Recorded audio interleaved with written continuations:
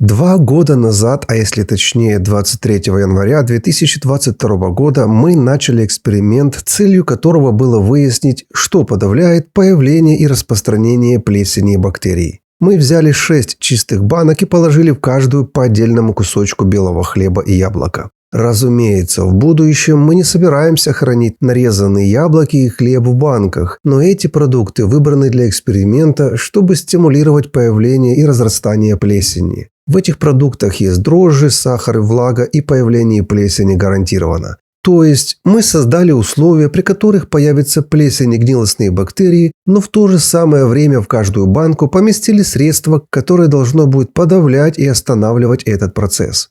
Цель эксперимента – найти натуральный консервант, благодаря которому можно будет долго хранить в закрытых банках разные пищевые продукты. В общем, идея понятна.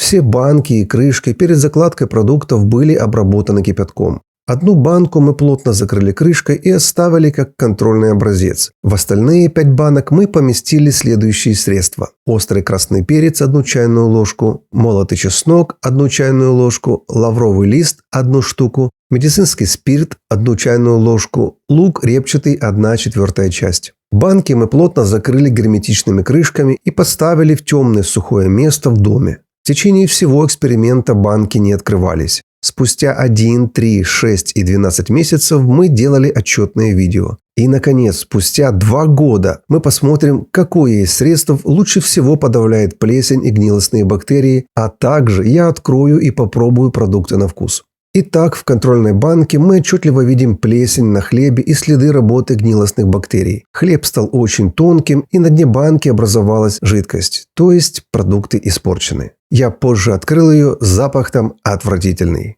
Далее вторая банка с красным острым перцем. Немного плесени есть в месте соприкосновения яблока с хлебом. Яблоко вдавилось в хлеб и стало коричневого цвета. Хлеб стал тоньше.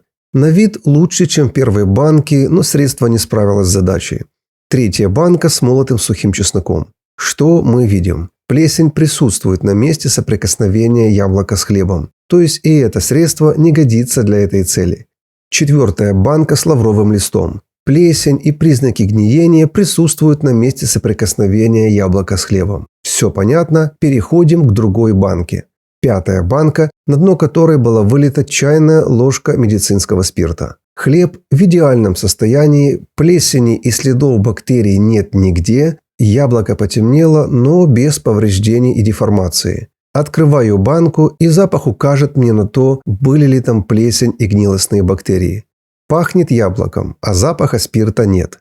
Удивительно, спустя 2 года хлеб выглядит свежим и пахнет так же. На вкус также ничем не отличается от свежего хлеба. Предвижу чью-то реакцию. Осторожно, не ешь, отравишься. Нет. Если запах приятный и нет следов плесени и гниения, то здесь нет того, чем можно отравиться. Кстати, я монтирую это видео спустя сутки после дегустации. Поверьте, с моим ЖКТ все прекрасно. Мне нет причин обманывать, потому что я делаю этот эксперимент для себя.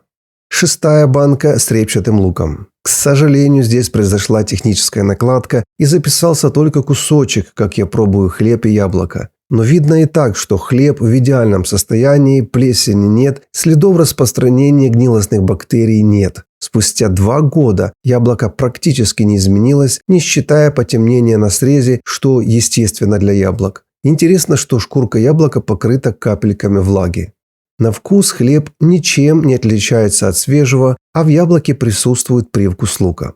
Однако вдумайтесь, прошло 2 года, и это немало. Продукты стояли просто в комнате, а процесс консервации проще некуда. Творческие люди на основе моего эксперимента могут придумать много чего полезного.